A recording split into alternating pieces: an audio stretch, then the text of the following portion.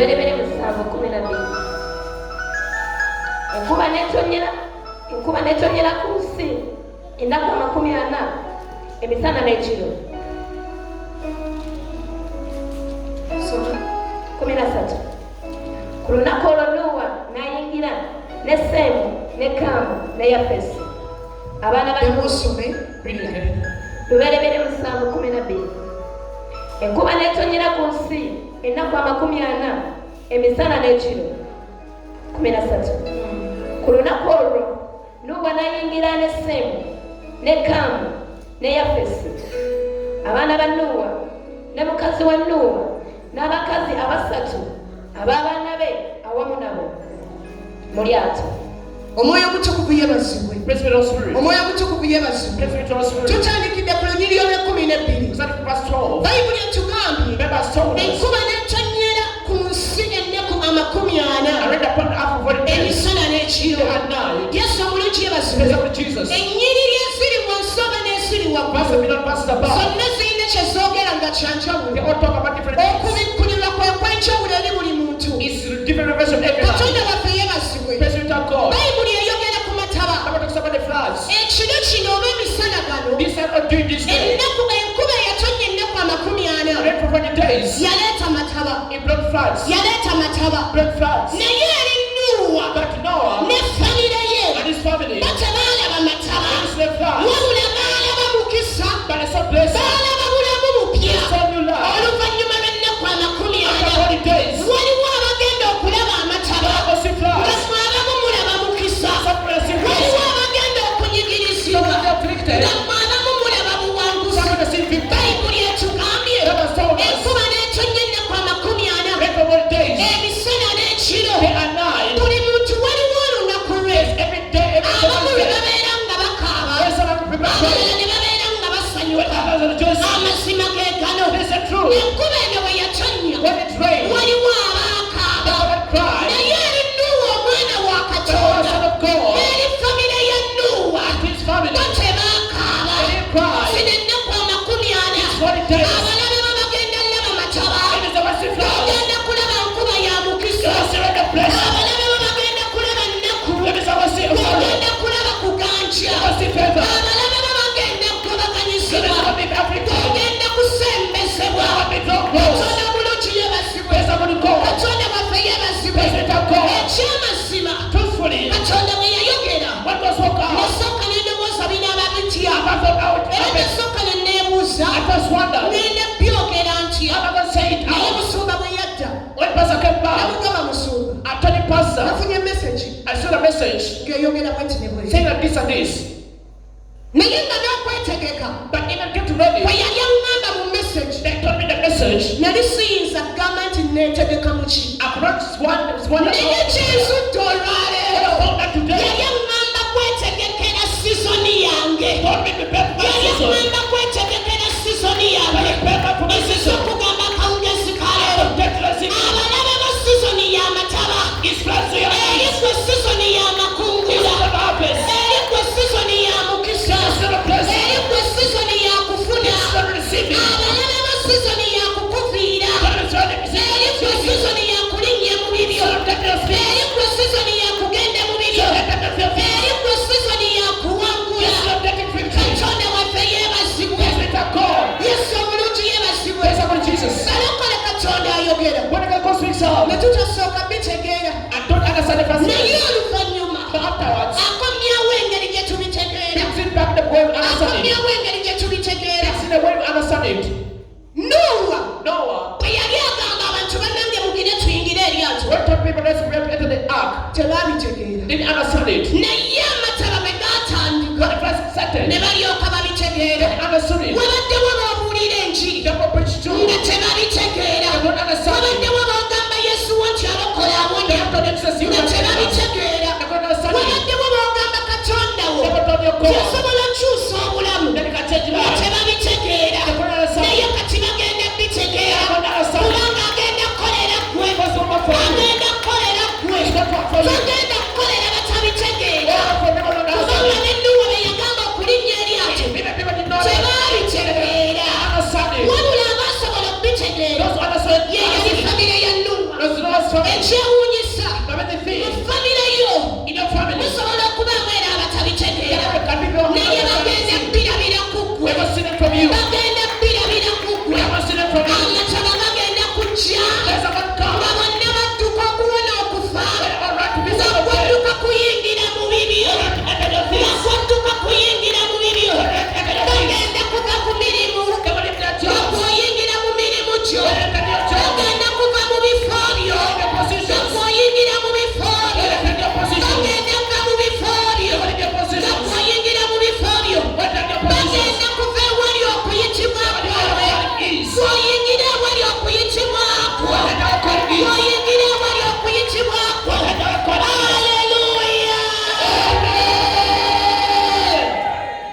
Bayibuli etugamba Bible tells us Katonda n'anakuwalira ensi God has limited the bwe world. yanakuwalira ensi When God acted, n'asalawo okutta buli kyonna suddenly everything ekyali mu nsi that was in the earth. naye ekibuuzo But the question n'owa teyali mu nsi was it no one that n'owa was alyoka asigalewo or not been saved. waliwo abagenda okufa gwe togenda kufa waliwo abagenda okusiraana gwe togenda kusiraana waliwo abagenda okuva mu kika kyo bw'oyingira mu kika kyo waliwo abagenda okuviira mu kasira waliwo abagenda okuviira musajja gwe katonda n'anakuwalira ensi yasalawo okutta byonna ebyewalula ebibuuka ebitambula ekibuuzo nowa yali aliwa nowa yali aliwa amataba gagenda kubasaanyawo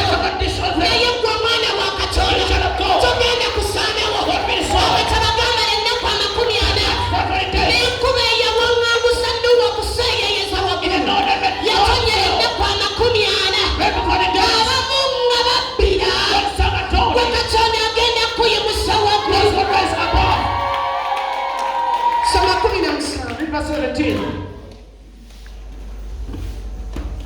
17 amataba ne gabeera ku nsi ennaku 40 amataba ne gabeera ku nsi ennaku 40 amazzi ne geeyongera amazzi ne geeyongera ne gasitula eryato ne gasitula eryato ne liwanikibwa waggulu w'ensi ne liwanikibwa waggulu simanyi senga osobola okufuna okubikkulirwa n'okutegeera okwamangu wanikubye engalo danga olusoma olubiriri 17 amataba ne gabeera ku nsi amataba ne gabeera ku nsi ennaku 40 ennaku 40 amazzi ne geeyongera amazzi ne geeyongera gasitula eryato ne gasitula eryato ne liwanikibwa waggulu w'ensi ne liwanikibwa waggulu w'ensi Amen.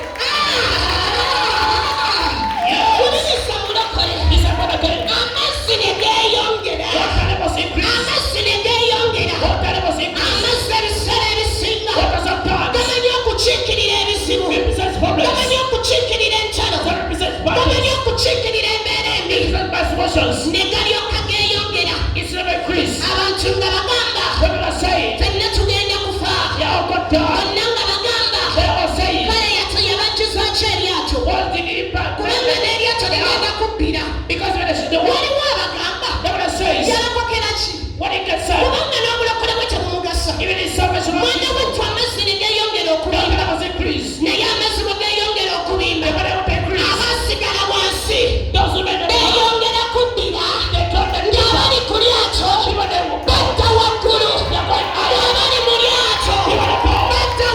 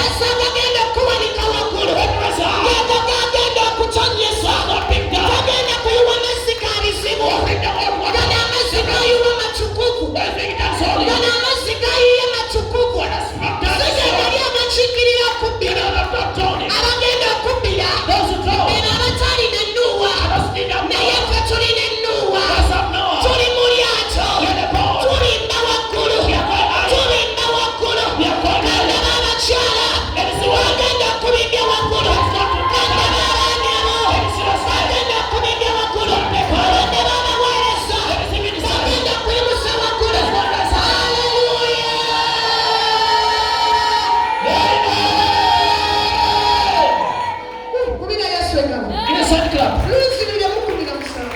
Read for me again, verse 17. amatabaganege gabeera ku nsi Amatabane gabeera ku nsi. ennaku 40. Ennaku 40. amazzi ne geeyongera Amazzi ne geeyongera. ne gasitula eryato Ne gasitula eryato. ne liwanikibwa waggulu Ne liwanikibwa waggulu. Amawulire balokole. Let the Lord again. Zino ennaku ana zatuweebwa. These 40 days will be given. Bayibuli etugambye amatabane gabeera ku nsi ennaku 40. Bible said that the first year upon the half of 40 Ennaku days. 40. For 40 days. Simanyi matala gali mu nnyumba yo. I don't want to your house. Era simanyi matala gali ku mulimu gwo. I don't want pressure upon your job. Era simanyi matala gali eyo gy'osabira. I don't want pressure where you are pressing. Naye galeke gabeerewo. Any people in the prayer. Ye agenda kwogera tonnyesa nkuba. Don't make it right. Kyagenda kukola tonnya. Let's go try. Kyagenda kuyimusiza mu lyato. So let's go try the boat. Kyagenda kuyimusiza mu lyato. So let's go try the boat. Abalokole tuli mu lyato lya Nuuwa. Tetugenda kubbira. You want to? Zino ennaku 40. It's 40 days. Atutadde mu lyato lya Nuuwa. No.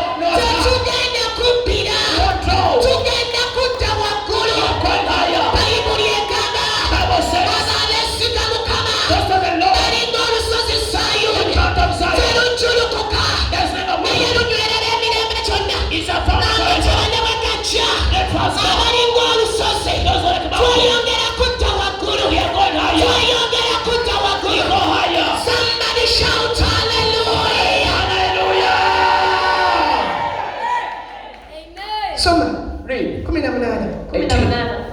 amazzi ne gafuga ne geeyongera nnyo ku nsi Amazzi ne gafuga. ne geeyongera nnyo ku nsi Ne geeyongera nnyo ku nsi. eryato ne liseeyeeya kungulu ku mazzi Eryato ne liryoka liseeyeeya. Gamba munno ne liseeyeeya. Tell them it's sailed. Ne liseeyeeya. It's sailed. Katonda yakirabye God saw it. nga wabaddewo obulamu When there was life nga bw'amataba or floods. nga bw'olinnyayo ekigere When it's up there of feet. tosobola na kuwanika kijjayo You ekirala cannot raise kuba another one. bw'onaana okuggyayo kino Because I find it move this ate ne one. kino kyeyongerayo. Even this one's going deeper. Katonda yakirabye God saw it n'agamba nedda and said no. amataba gabeerewo That has been naye placed. ate ndeeta okuseeyeeya. But bring the sail. Balokole talyaseeyeeyeza ku mataba Bible says upon the wabula sea. tuseeyeeyeza ku nnyanja. It's upon the sea. Ennyanja eradde. When it's calm. Ng'ennyanja etaledde. When the lake is calm. Obulamu bw'amataba bubaddewo. Never place a Naye minute. Katonda olwaleero God. agenda kuba ku bulamu obw'okuseeyeeya. I'm saying it. Agenda leeta ku bulamu obw'okuseeyeeya. I'm saying it. Amaziga go gakaabye. You shed the tears. Amaziga gakaabye. You shed the tears. Bannange bakuwasa ekimala. You've done enough. Bannange bakuduulidde ekimala. You've looked enough. Amataba ogabaddemu ekimala. You've placed enough. Naye ekiseera kye kino That is the time. agendako mu bulamu bw'okuseeyeeya. I'm saying it. Ennaku 40.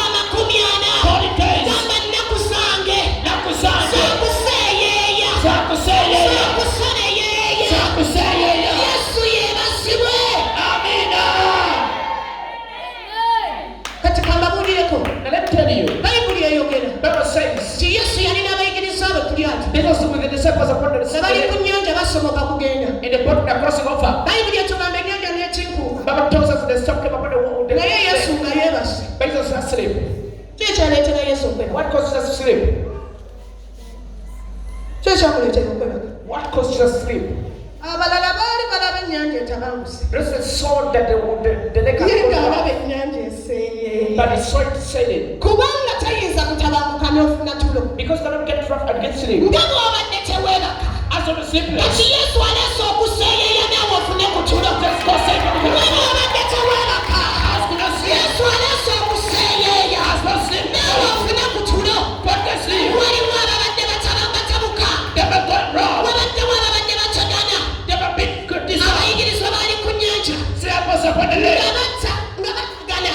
When they're swimming. Nga batagana. When they're swimming. Kubanga baali balaba. Because they saw Ennyanja etabanguse. it was rough. Naye omuyinza wa byonna. But the Most Ye High. ng'alaba ennyanja eseeyeeya. Sailing. Abalala nga tebalina tulo. When others see Ogenda this. funa otulo. They want to see Kubanga ebintu bigenda But these kuseeyeeya. are not sail. Ebintu bigenda These kuseeyeeya. are not sail. Mulokole oyodde amazzi ekimala. Let's go water now. Bannange oyodde amazzi ekimala. Drink water now. Bannange osuze otunula ekimala.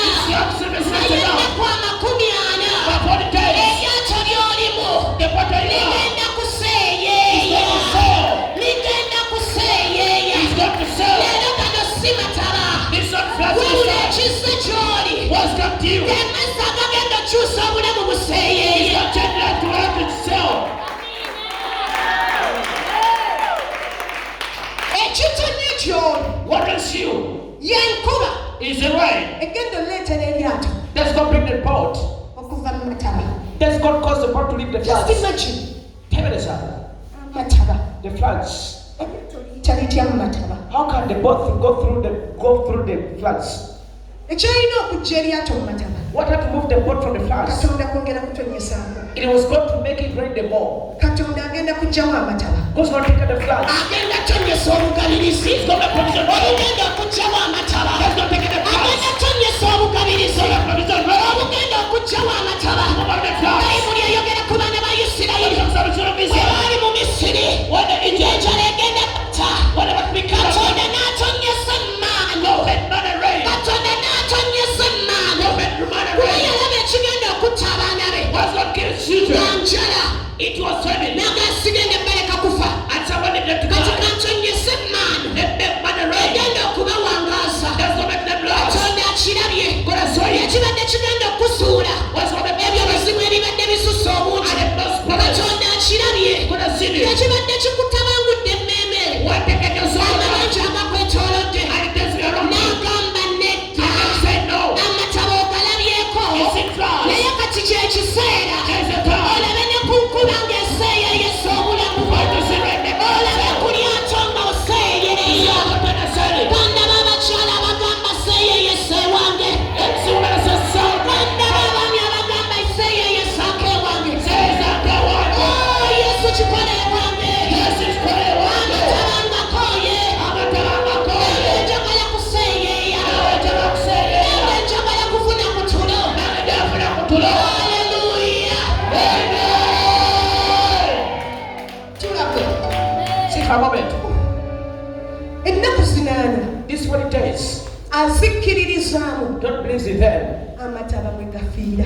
That's when the floods die. Mwe gafiira That's when they die from. ate bw'ogenda And that's oseeyeeyereza. where God said it from. Bw'ogenda This is oseeyeeyereza. where God said it from. Yesu waffe yeebazibwe. Praise be to Jesus. Bayibuli etugamba Bible tells us baayagala abawa otulo. those he loves, he gives them sleep. Amazima ne bw'aba akwagala Just believe how much he loves you. naye ng'olaba mataba. When the sick floods are over, Otulo tuba twa ddakiika. sleep is always for a minute. Bw'ogugumuka When it rise, tetudda. it doesn't come back. N'otandika olowooza. Then start thinking, Leero Sande. today's a Sunday. Ku Friday omwana bwe yali akomawo My friend, the child was coming back. bamuwa ka nooti.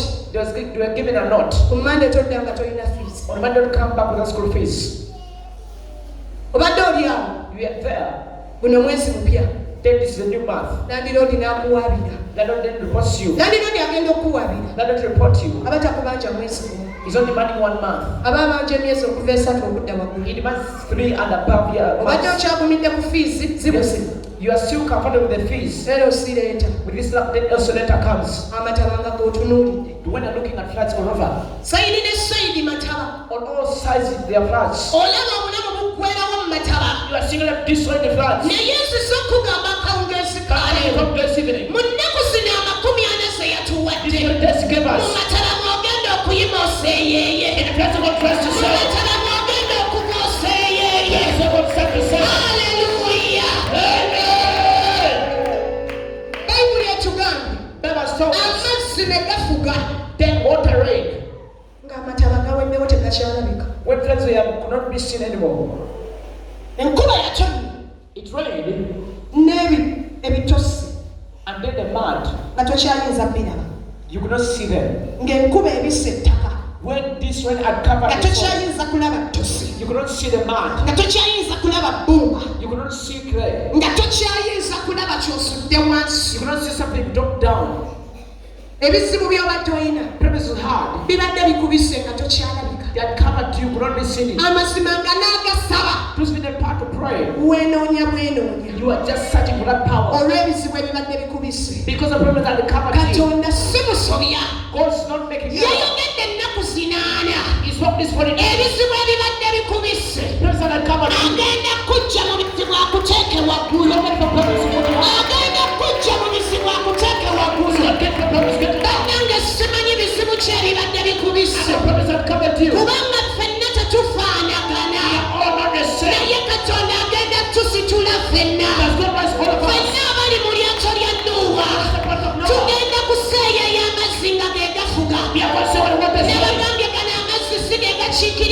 ebizibu I said this one has opened me. gano amazzi ge gakiikirira okutuwanika waggulu This one has omwoyo opened me. omutukuvu atuguddeko okutuwanika waggulu That's what persuades us. omwoyo omutukuvu atuguddeko okututeeka waggulu That's what persuades us. kyekiseera naffe tufuge It's a time for us to reign. wabaddewo abafuga Never not praying. wabaddewo aboogera Never not speaking. wabaddewo abakulembera Never not leading. ng'ate bakambwe ennyo We're not so furious. ng'ate tebayamba We're not helpful. ng'ate tebasaasira We're not pitiful. emisimu bw'ogikuba Even if you call them, agijjako bujja they hung up. n'agifuula bizi They turn it busy. abamu nga bakuteeka ne mu blacklist Some even put in blacklist kubanga bakuyita wa bizibu because they call a woman of problems. kati ono ansaba ssente He's not requesting for money from me. sigenda mukwata I want a call. I want to pick his call. n'aziggyako They hung up. n'akyusa ne layini They even changed their lines. n'ateekamu akanyonyi They even put an air flight mode. kamebaza Praise the Lord. gesimu ogikuba You call him ne bakugamba telekonekitedi ku airtel network and they tell Tediku Mukutuga Airtel. kyokka nga ye nnamba ya taata saamu Yet that's the number of Tata Sam.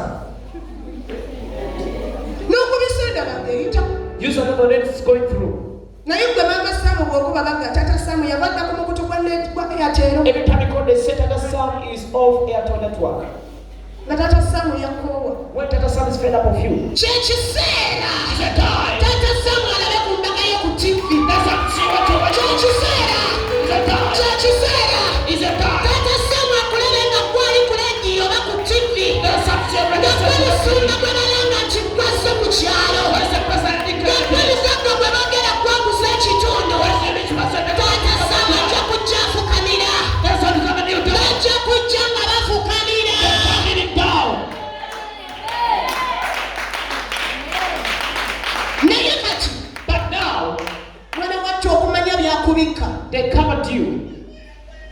munsonyi wentera okwogera bwe nti Forgive me, sometimes I nobody said this. omukyala bw'ava mu saaluuni n'otalaba njawulo When a woman leaves salary, I don't see a difference. omanya mubi Just really are too ugly. They're ugly for life. si we Isn't it? bannayo mubyogere si wewa Say it, isn't it?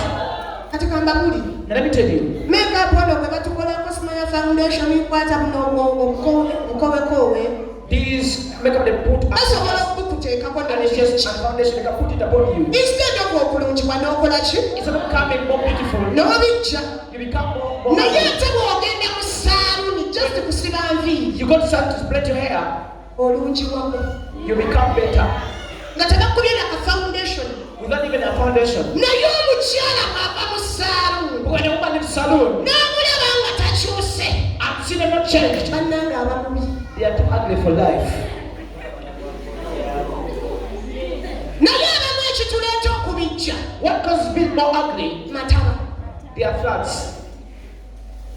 amataba gayonoona sikiini Floods can ruin the skin. nga ne bweweesiiga ekizigo tekyanogako bizibu Even if you wear jelly, you cannot have enough. amataba gatta simayiro Floods spoil the smiles. si weewaawo Isn't it?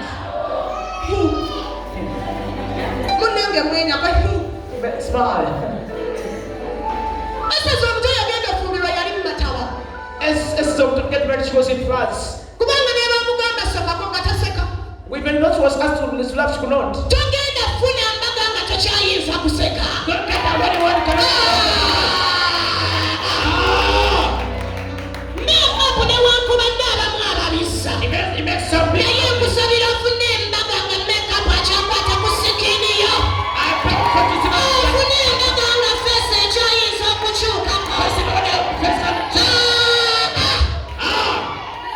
at least tulwanagane naawe mu mazina nga mulimi At this fight with you, it does like worry.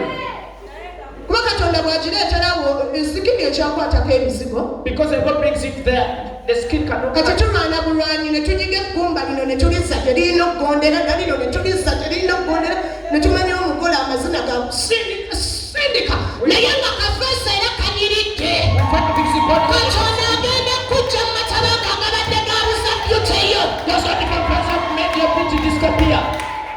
obulungi bwo bwonna ne bubula All your beauty disappeared. mataba Floods. n'okyawa abantu Help people.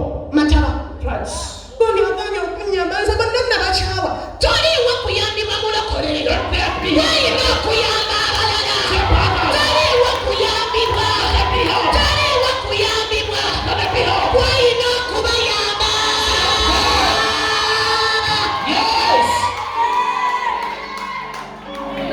Ekikuleetedde bakyawa mutaba n'osabira landiro ly'essaala embi mukama bw'abagyewa ng'aserere When she's coming to my home, let her sleep up. ajja kukima ssente ze She's come for money. aserere tatuuka. Let her husband not to come. era bw'owulira nti landiro lyamenyesa okugulu kati baagawanise mukama nkwebaza onyambye ku landiro lyo ago mataba He says a broken. ogenda kuva mu bupangisa katonda akuwadde ennyumba eyiyo katonda akuwadde omusajja owuwo katonda akuwadde omukyala owuwo katonda akuwadde bizinesi eyiyo mu mataba mwayisiza amazzi ag'obugagga. Yebasibwe Yesu. Jesus. Sajja n'atuuka ogenda wassa kiki Man will reach the point of wondering, what did I marry? kazi fesi n'egulwa A woman's face becomes rough. teri kuseka No laughing. kubanga mukene yafuuka mukene. Because Mokene became Mokene. Nsumba yagambye ku makya Pastor in the morning, omukazi omusajja a man, n'agula kutiya ya mukene you buy a son. naye n'osanga ng'omukyala akusabira taata gundi wange munkuumire bulungi. You find the one praying for, please preserve my Musumba husband. yagambye oyo omukyala aba special. Pastor said that woman is special. ne bannange ne bw'oba special bane waliwo oluusi w'okoowa mukene. However special could be, there's when you get fed up with silver fish. bane waliwo okoowa mukene. There's when you get fed up with silver fish. n'olaba nga taata gundi akomyewo baana masaa mugenda okulisayo taatawo. See, you come back, go and bring things from your father. saamu n'adduka n'atikkula akaveera. Goes to welcome the father. saamu taata aleese mama mukene. Silver fish, mommy. olwo ne weebaza katonda. That day, thank God. mukama nkwebaza kulwa tata saamu kubadde leero mukene amufunye. I thank God the son because he has gone. njagala omuwulire mukazi gw'oba onaabeera special for thrauta ye They tell me if you be special, when I come already. nga weebaza mukene. When I thank you, mumbuulire nammwe. tell me, nonnonnonna mukene. then the mommy. wannonnonnonna mukene. Woman, let them get it. katonda akyusa obulamu bwa taata saamu. atandika okuleeta by'oyagala. atandika oleeta by'oyagala.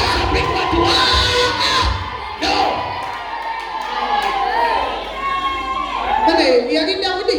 Was it David? mukama tompanga obwavu. Don't give him wealth. tompa obugagga n'enkola ntya. Don't give wealth. tompa obwavu n'envuma erinnya lyo. Don't give poverty to ne bw'oba oli special gwe waswa gwe. other special. What's one? naawe otuuka ne weekoowa. You also get fed up on the soul. ng'olaba See, emi buli bw'oddayo ewaka oli kale. every time you go back, welcome back. osiibye otya. How are you doing? tali simayiro No smile. kubanga akebedde mu kaveera mukene. Because she checked in the present bag, she found there a silver fish. agamba taba yesu agatujjamu leero. bannanga agatujjamu leero. ekituufu mukene afunye obujulizi. bwe nali mu ddwaliro nga tuvaayo. When I was hospital, we were being discharged. twavaayo Saturday. We got from there on Saturday. obulumi bwakeera kunnuma nnyo. I saw this pain in the morning. n'empulira nga neekooye nkyayo eddwaliro nkyayo abasawo. I felt fed up with the doctors with the hospital. amazima n'enkyuka ku katande. I turned on the bed. n'entunula ku kisenge. I looked on the wall. ne ŋŋamba mukama. I told the Lord, olwaleero nva wano. today I'm leaving this place. buno obulumi mbulagira okuwona. I'm going to spend me kuba here. bwe buba bujulizi bwa bulumi Even the just for mmaze okubufuna. I'm sweet already. kati naawe obujulizi bwa mukene. Just for nti nasabiranga omwami wange ng'aleeta mukene buli lunaku kumala mwaka. bukomye bukomye. katonda awulidde essaala yo. taata saamu akomawo n'enkota y'ettooke. taata saamu akomawo okukuba ekyapa mu maaso go. taata saamu akuba ekyapa mu maaso go. Aleluya. lwakuba nkigambye abakazi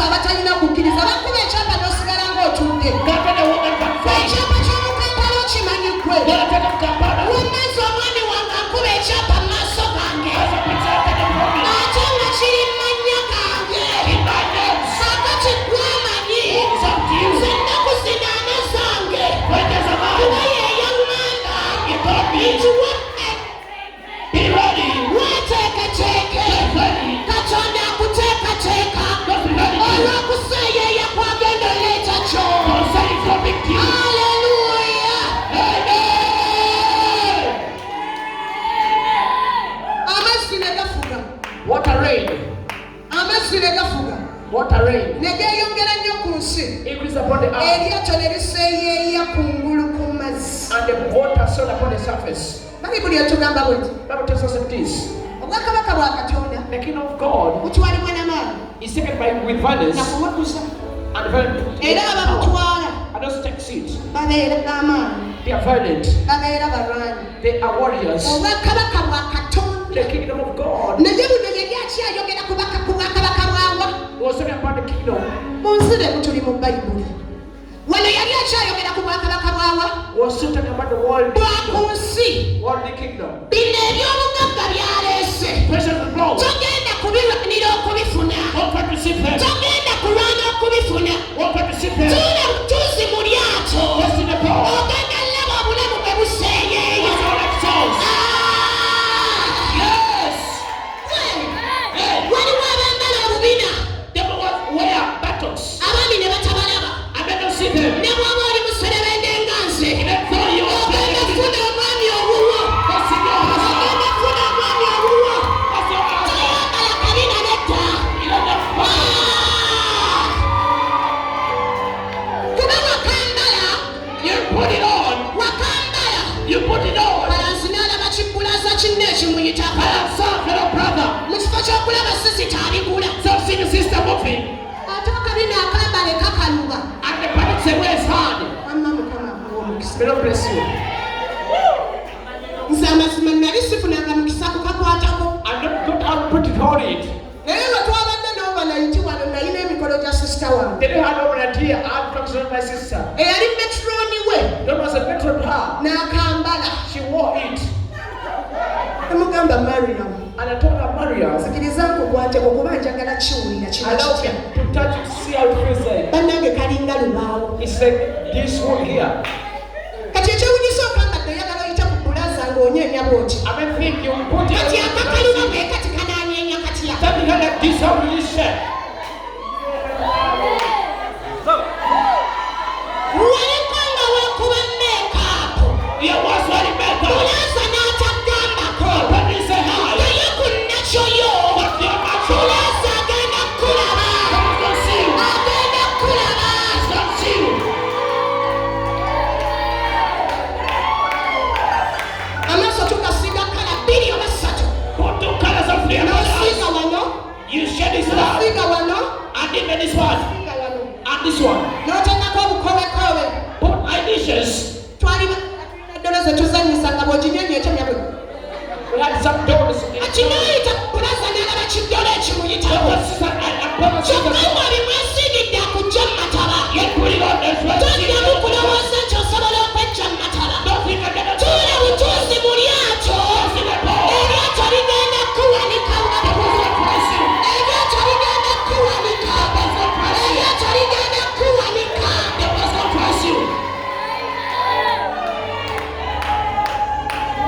Bannange mubijjukire.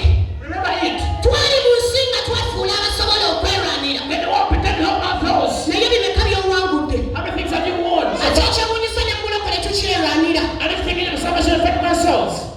N'ogenda n'osiba ebisiibo Katonda by'atalinamu. You can fast God some part of. Mukama nsiibira mwami mbaga yange. Abayogera mwaka mbaga yange. Somebody said my wedding. Bw'aba yayogera nti ogenda kufumbirwa. He said I got Ate married ogenda kufumbirwa mbaga. and got a wedding. Tuula mu lyato. See the ball. Eryato ligenda kuseeyeeya. Omwami wafeeyo akulabe. I'm gonna see you. Omwami wafeeyo akulabe. I'm gonna see you. Osabira mwami. Big fast one. N'odda mu nsozi n'osiiba n'engumbagumba ne zikwereeta. Bear mountain fast and then lose weight. Kyokka omwami wo.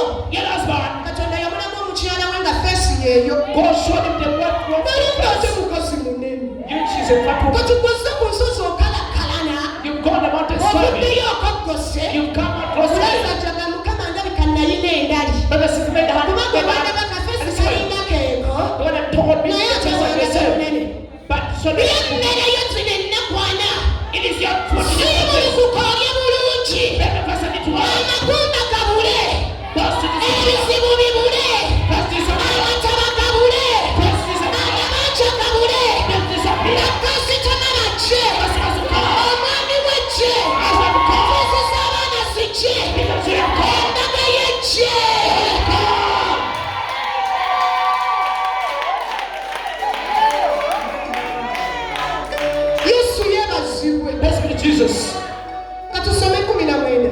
verse 19 and I finish. Amazzi ne gayinza nnyo ku nsi. Ensozi zonna empanvu ne zisaanikirwa. Soko okuleka engala. First clap a bit. Soko okuleka engala. Clap a bit. Kaddemu. Do that again. Amazzi ne gayinza nnyo Amazzi ne gayinza nnyo ku nsi. ku nsi. Ensozi zonna empanvu Ensozi zonna empanvu ne zisaanikirwa. ne zisaanikirwa. Ne zisaanikirwa. Zisaanikirwa. Somebody shout hallelujah. Somebody shout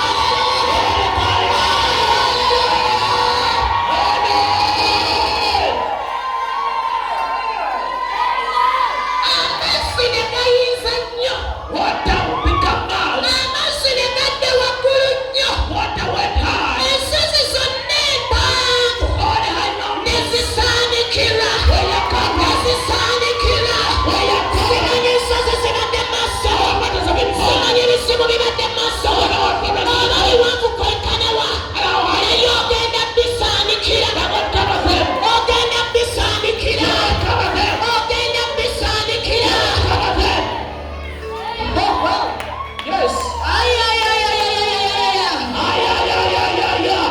Gamba munne enkya. Don't ever tomorrow. Enkya. Tomorrow. Buli lusozi.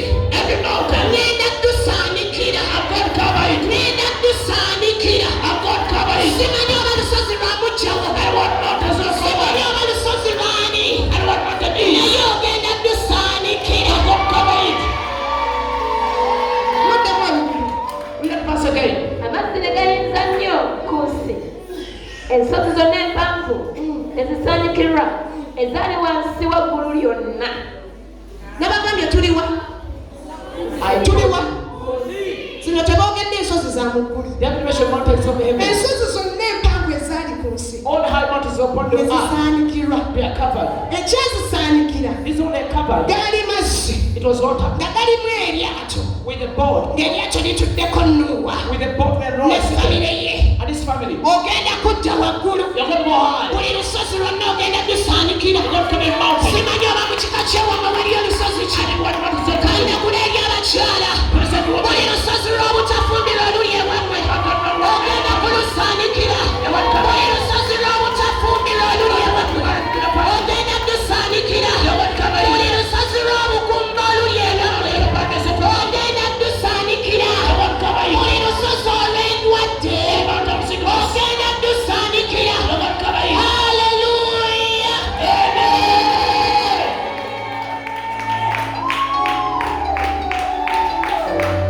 Bayibuli etugamba Bible tells us, mumwe alina okukkiriza. among you, the one with faith, Ani mumwe alina okukkiriza okulinga okwakabaka kakaliddaali. who of you has faith like a mustard seed? Kale oyo asobola okugamba olusozi lwonna olumuli mu maaso ge tetambula. Command any mountain before them to go. Ate And ne they go. lumuwulira. And they hear him or Ne her. lumuwulira. They hear him or her. Kaakati luno Now this time, togenda tugamba kutambula. you won't tell this one to walk Wabula away. ogenda tulinnyako. Because to body. Nga gwali waggulu. Ogenda tulinnyako. Nga gwali waggulu. Ogenda kulinnya ku misango gy'ewammwe. Ogenda linnya ku misimu gy'ewammwe. Ogenda linnya ku biteeka by'ewammwe. Ogenda linnya ku misango gy'ewammwe.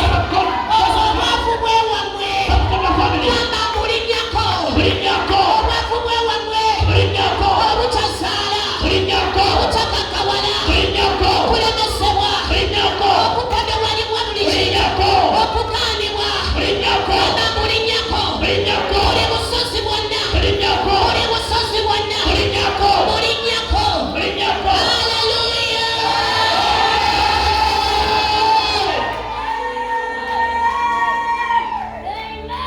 Hallelujah. Ngambira neighbor. Tell for the neighbor. Tomorrow. Unakorencha. Tomorrow. Unakorencha. Don't miss. Don't miss. Tosubwa. Don't miss. Buli lusozi. Every mountain. Buli lusozi. Every mountain. Ogenda tusaanikira. You won't cover it.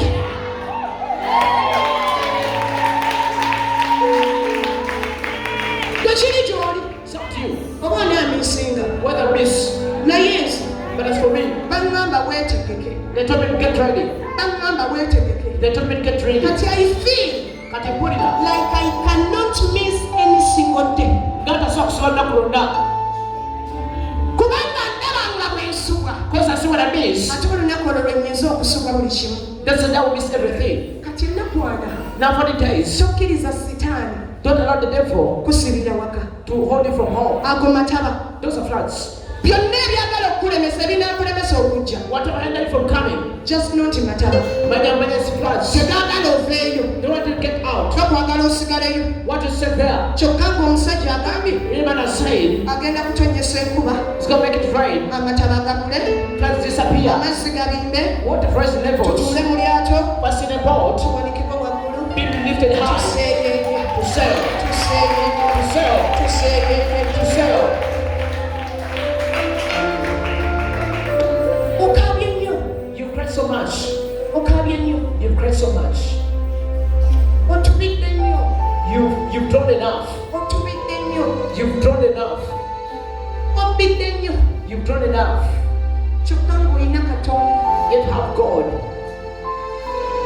Muno tulina Nuwa. Hallelujah. Nuwa ye musumba. Hallelujah. No, as a pastor. Ffe tuli baana be. Yes, children. Ffe tuli baana be. Yes, children. Yakutte eryato. So they get bored. Abagisa eryato. He is coming about. Atugambye ffe abaana tutuule. Yes, so children to see. Tugenda kuseeyeeya. We are going to sail. Kubanga Nuwa yayogedde.